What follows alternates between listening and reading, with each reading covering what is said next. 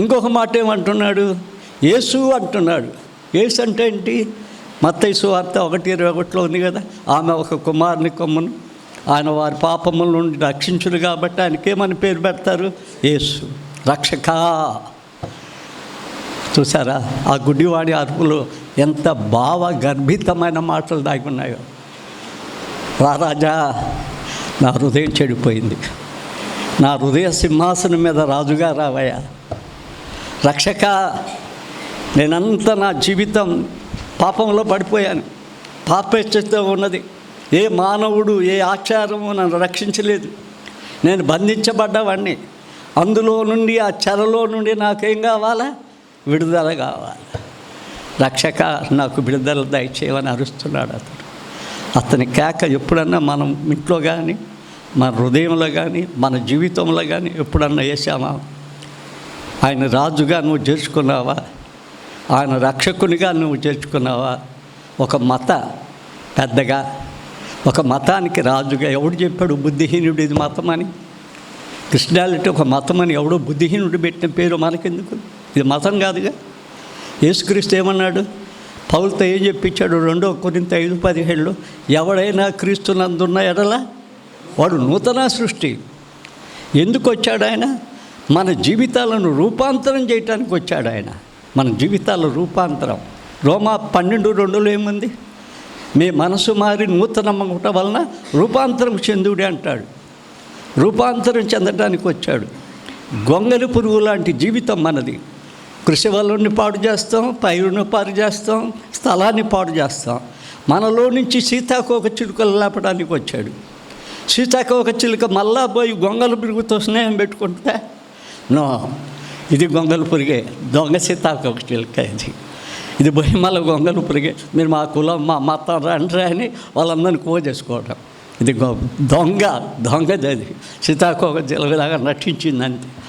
అటు ఎగిరి అటు పడిపోయింది అన్నమాట. అసలు సీతాకోక చిలుక ఇంకా రాదు కదా గొంగలి పురుగు దగ్గరికి. వస్తుందా? రాదు.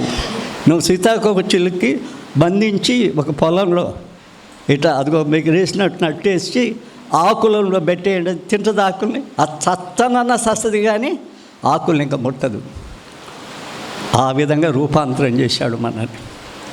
పైకి ఎగిరేటట్టు, అనేకులకు ఉపయోగపడేటట్టు, ఒక పువ్వులో మకరందం తీసుకుపోయి ఇంకొక పువ్వులో వేసి పరపరాగ సంపర్కన చేసి సంఘాన్ని కానీ సమాజాన్ని కానీ అభివృద్ధి చేయటానికి మళ్ళీ నిర్మించాడు ఆయన. ఆ నిర్మాణం నీకు నాకు తెలియకపోతే గుడ్డివాడికి తెలిసింది.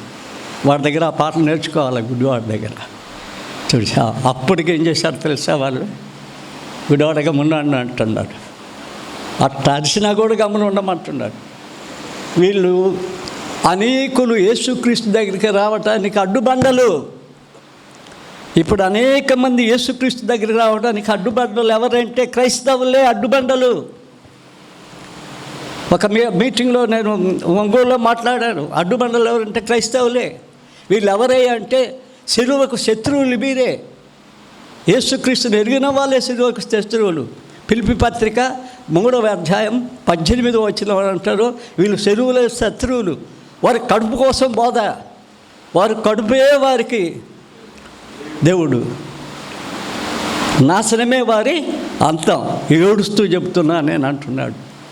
నేను ఏడుస్తూ చెప్తున్నాను. వాళ్ళు తిండి కోసం పనిచేసేవాళ్ళు, డబ్బుల కోసం పనిచేసేవాళ్ళు, లోకం సంపాదించుకోవడం కోసం పనిచేసేవాళ్ళు. లోకం సంపాదించుకోవడం కోసం ఎవరు వాళ్ళు సిలువ శత్రువులు. యేసుతోనే ఉన్నారు కానీ యేసు ఎవరో తెలియదు, నజరేయుడు అంటున్నారు. వారు యేసుతో ఉన్నారే కానీ రక్షించబడ్డామని చెప్తారు యేసుతో. కానీ వారి రక్షణ కరెక్ట్ కాదు. రక్షణ నిర్లక్ష్యం చేయటేట. నేను రక్షించబడ్డాను, నేను పరలోకానికి పోతాను అని డేట్ చెప్తున్నారు కొంతమంది. నేను కూడా ఒక మీటింగ్లో రక్షించబడ్డావాడినే, కానీ అనేక శోధనలు వచ్చాయి. మళ్ళా రక్షణ మానవ జీవితానికి సంపూర్ణమైన పరలోకం రాదు. రక్షించబడ్డ నీతిమంతుడిగా తీర్చిపడాలి. నీతిమంతుడు అంటే గ్రీక్లో డికాయిస్, to be right relationship with God. 2వ మెట్టది ఆయనతో సరి సంబంధమైన బాంధవ్యం, ప్రార్థనలో, వాక్యంలో, సహవాసంలో కలిగి ఉండాలి. 2వ మెట్టు. 3వ మెట్టు ఇక్కడ పరిశుద్ధపరచబడాల. హెబ్రీ 12 ఆయన శ్రమల చేత ఆయన పరిశుద్ధతలోనికి మనల్ని తీసుకొస్తాడు. ఈ లోకపు తండ్రి కొంతవరకే క్షమిస్తాడు కానీ, శ్రమ పెడతాడే కానీ, ఆయన మన ఆఖరి వరకు చేతిలోకి వస్తే శ్రమ పడతానే ఉంటాడు. ఇది వదిలేసి మేము రక్షించబడ్డ విశ్వాసులు అంటే రక్షణ నిర్లక్ష్యం చేయకూడదు. అందుకే 6వ అధ్యాయం హెబ్రీ 4వ వచనంలో నుంచి ఒక్కసారి వెలిగింపబడి పరలోక సంబంధమైన వాక్యమును రుచి చూచి పరిశుద్ధాత్మలో పాల్పొందులు బంది మళ్ళా వెనక్కి వస్తే వారు యేసుని మళ్ళా సిలువేస్తున్నారంట. సిలువేసే గుంపు యేసుతోనే ఉన్నారు కానీ యేసుని సిలువేస్తారు.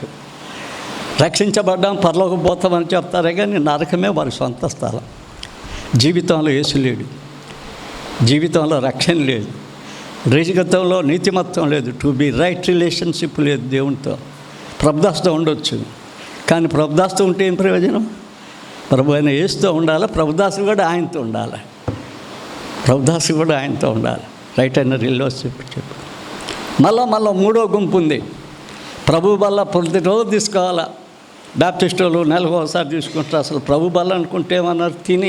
తిని రోజు తినాలా, తిండి తిన్నట్టు తినాలా కదా. మర్చిపోయినారు. ఒక్కొక్క బన్ని మన అడగటంలో ఎవరు? ప్రభురాత్రి భోజనం రోజు తినాలా, తింటే పరలోకానికి పోతాం. ఎవడు చెప్పాడు? అపరాధులుగా తీరుస్తానన్నాడు కదా ప్రభు బల్ల తింటే. నువ్వు పరీక్షించుకొని తినాలన్నాడు కదా, నువ్వు జ్ఞాపకం చేసుకొని తినాలన్నాడుగా. యేసుక్రీస్తు ఎందుకు సిలువ వేయబడ్డాడు? జ్ఞాపకం చేసుకోకుండా, పరీక్షించుకోకుండా నేను రక్షించబడ్డానని తింటే ఆ గుంపు ఎలాంటిది తెలుసా? హెబ్రీయులకు రాసిన పత్రిక, బైబిల్ తీయండి, త్వరగా తీయగలటం మనం నేర్చుకోవాలా. హెబ్రీయులకు రాసిన పత్రిక 10వ అధ్యాయం. హెబ్రీయులకు రాసిన పత్రిక బైబిల్ చూడటం మనం నేర్చుకోవాలి. మనకంటే లూథరన్స్ బాగా చేస్తున్నారు. 10వ అధ్యాయం 29వ వచనాన్ని మనం చూస్తే ఇట్లుండగా, దొరికిందా మీకు? 10వ అధ్యాయం 29. ఇట్లుండగా దేవుని కుమారుణ్ణి పాదములతో త్రొక్కి తాను పరిశుద్ధపరచబడు సాధనమైన నిబంధన రక్తమును అపవిత్రమైనదిగా ఎంచి కృపకు మూలమగు ఆత్మను తిరస్కరించువాడు ఎంత ఎక్కువైన దండనకు పాత్రుడుగా ఎంచబడును అంటాడు. చూసారా? ఈ బ్యాచ్ ఒక పెద్ద బ్యాచ్ ఉంది యేసుతో. ఆ బ్యాచ్ యేసు బ్యాచ్ కాదు, యేసుతో ఉంది. నేను యేసువాడిని అనిపించుకునే బ్యాచ్. యేసు ఎవరో తెలియదు వాళ్ళకి. యేసు నజరేయుడు అంటాడు. కానీ ఈ గుడ్డోడికి తెలుసు. యేసు ఎవరయ్యని అడిగితే వాడు అరిసిన దాంట్లో అంటాడు దావీదు కుమారుడా అంటాడు, యేసు అంటాడు నా రక్షకుడా అంటాడు, కరుణించు అంటాడు. వాడు అందరూ నోరు మూపిస్తే వాడు నోరు మూసుకున్నాడా? ఇంకా బిగ్గరగా అరిచాడు. రెండవది, ప్రార్థనలో పట్టుదల ఉండాలి. చూద్దాం ఒకసారి. రోమాపత్రిక 12వ అధ్యాయంలోకి వస్తే దయచేసి తీయండి. రోమాపత్రిక 12వ అధ్యాయంలో ఒక చక్కని మాట చెప్పబడింది. 12వ అధ్యాయంలో కదా, 12వ వచనం కదా, చదవచ్చు మీరు. నిరీక్షణగా కాదు, 12వ వచనంలో నిరీక్షణ గలవారై సంతోషించుచు శ్రమ ప్రార్థనలో పట్టుదల కలిగి ఉండాలి. క్రైస్తవ సంఘాలు వాదనలో పట్టుదల కలిగి ఉంటారు. నా వాదన కలుస్తుందా, నీ వాదన కలుస్తుందా అని. వాళ్ళకి లేనిది ఏంటంటే ప్రార్థనలో పట్టుదల లేదు. ఉండదలసిన దానికి ఉండటం లేదు, కానీ ఉండకూడని దానికి ఉంటుంది. పాస్టర్ గారికి నాకు పట్టుదల, ఆయనకి నాకు పట్టుదల, మా పట్టుదల దేవుని సంఘాల్లో కలవాలి. కానీ ఆయన ఉండమన్న పట్టుదల దేనికి? ప్రార్థనకి పట్టుదల. ఒక చిన్న కథ, కథ కాదు, ఒక జీవితం చెప్తాను. బైబిల్ మీకు చూపాను, మీకు తెలుసు బైబిల్ ఏమిటి అదంటే. ఆ బైబిల్లో ఏం రాయబడి ఉందంటే, యాకోబు అని మోసగాడు ఉన్నాడు. అతను మోసగాడు, చాలా మోసం చేశాడు ఆయన, చాలా మోసం. ఎందుకు? తానే ఏమనిపించుకున్నాడో తెలుసా? తానే అన్న అనిపించుకున్నాడుగా. ఏసావులాగా వచ్చేసాడు, జ్యేష్ఠత్వాన్ని దొంగలించేశాడుగా. అతను చాలా పనులు చేశాడు. బెర్షెబా నుంచి లూజుకు వచ్చాడు, లూజులో పట్టుకోవాలంటే లేచాడు, దేవుని మందిరం ఇది ఎంతో భయంకర స్థలం అన్నాడు, వెళ్ళిపోయాడు. మామను కూడా మోసం చేసేసాడు. మామ మోసం చేసి ఇద్దరిని ఇచ్చాడు. లేయాను ముందు ఇచ్చాడు, తన రాయహల్ని ప్రేమించాడు. మామను మోసం చేశాడు. సార్లేసి పెద్ద మందం తీసుకొని వస్తా ఉన్నాడు. అక్కడ కూడా నిలబడలేక అనుకున్నాడు. ఎబ్బోతుల దగ్గరికి వచ్చే లోపలికి ఏం చేశాడు? ఆగిపోయాడు.